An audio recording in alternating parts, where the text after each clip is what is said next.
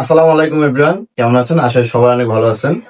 So আজকে একটা device নিয়ে আসছে, আমাদের কাছে আসছে অনেকদিন পর। ফোল্ড, ট্রাইফোল্ড এটাকে বলে, মানে তিনটা ফোল্ড আর কি, তিনটা ইয়াতে। সো এটা আজকে আনবক্সিং করে আজকে দেখাবো আপনাদেরকে। আমরা আনবক্সিং করছি, বাট আপনাদেরকে আমরা দেখাবো আর কি, এটা আবার আনবক্সিং করে আর কি। তাহলে এদিকে